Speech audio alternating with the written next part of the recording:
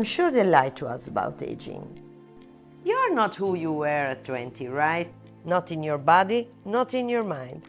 It's not a failure, it's called evolution. You forget the small stuff?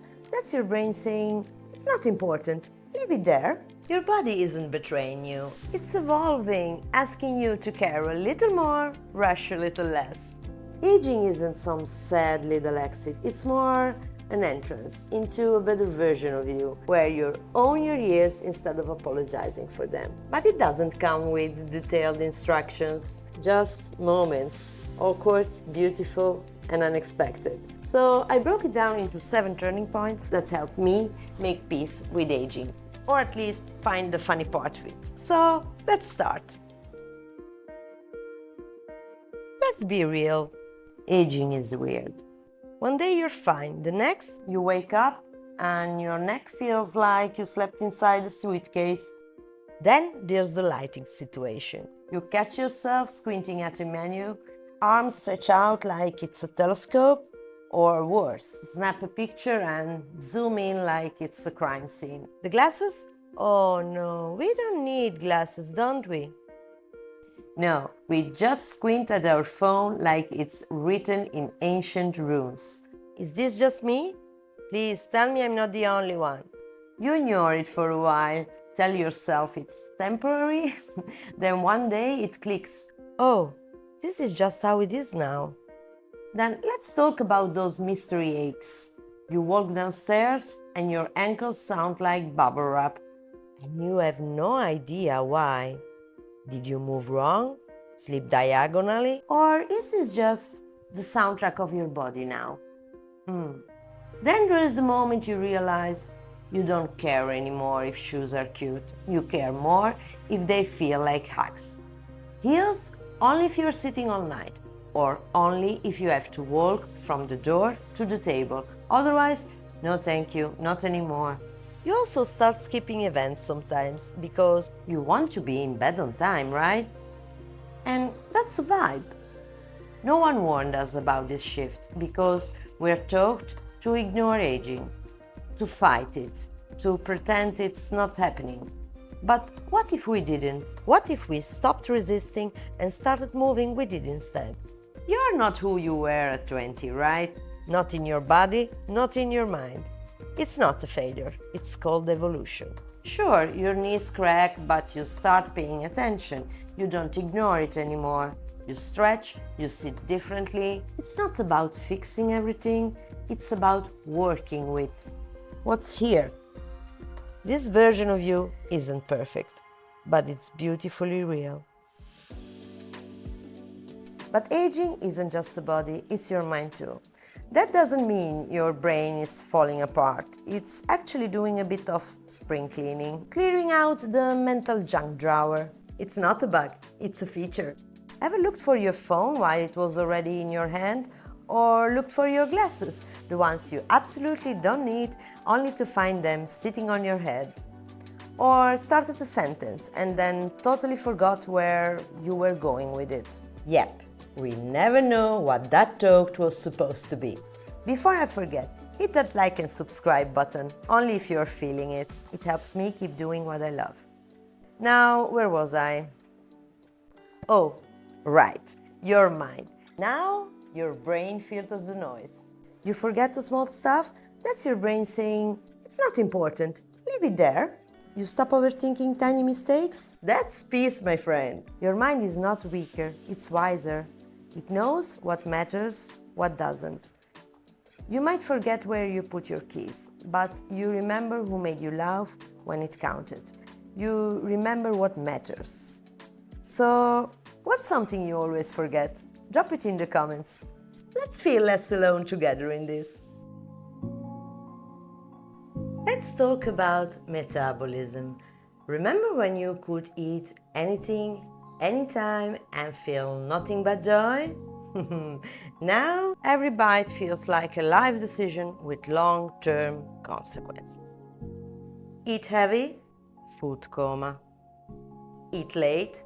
Wide awake and full of regrets. Eat wrong? Digestive drama, plus a 3-day recovery plan. Metabolism used to be a silent partner, but now it's got its own opinions, loud ones.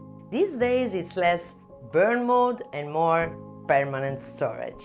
But your body isn't betraying you. It's evolving, asking you to care a little more, rush a little less.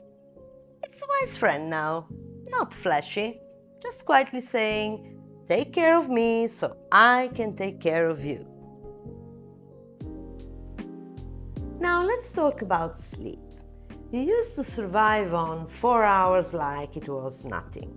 Now sleep is everything. But there are two types of people. Those who pass out like puppies, exactly like my husband does, and those who stare at the ceiling at 3 a.m. Hi there, that's me. The wrong pillow? All week ruined.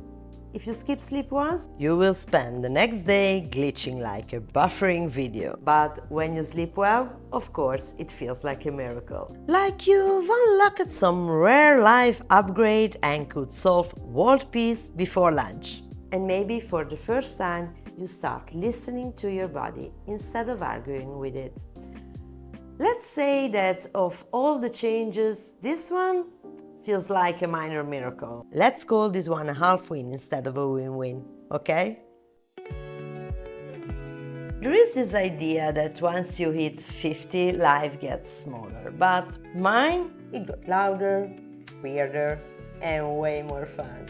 Sure, there are more candles on the cake. Maybe now they're starting to be a fire hazard, but let's be real, the cake is richer now. More layers, more flavors. Now you actually know what you like, right?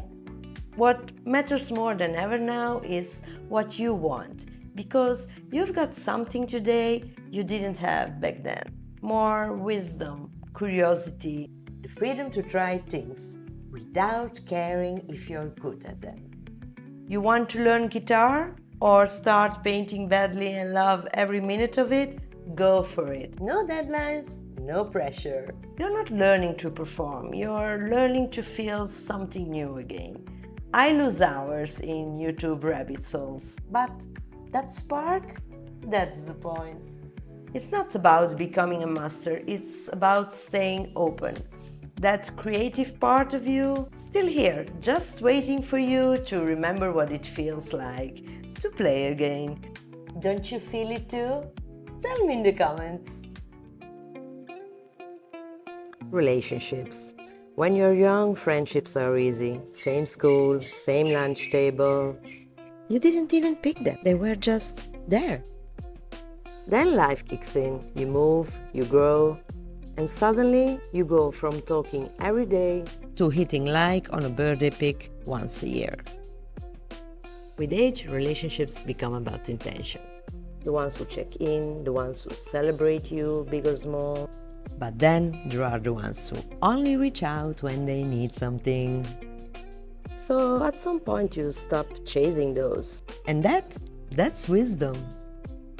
You learn which friendships are worth your energy and which ones are just expired free trials. Some people grow with you.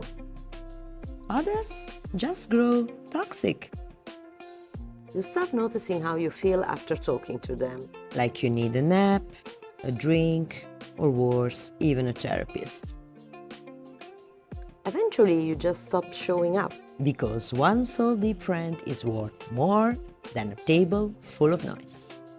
Don't you think? Let me know in the comments. Self-acceptance isn't some big dramatic moment. It's when you look in the mirror, see the laugh lines, but smile anyway. It's wearing the softest thing in your closet, even if it screams bedtime.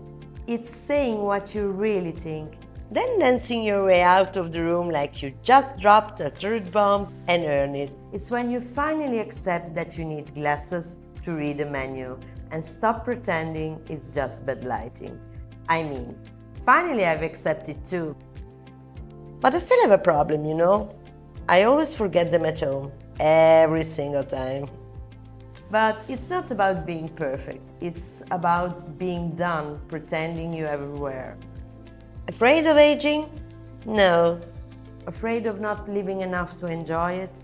That's the real fear. So live now, messily, joyfully, bravely, before times remind you why you should have. Because in the end, aging isn't a breakdown, it's a breakthrough. And it deserves a standing ovation. So now let's see if I can actually get out of this beanbag or if I need to roll out of it. See you soon, lovely humans!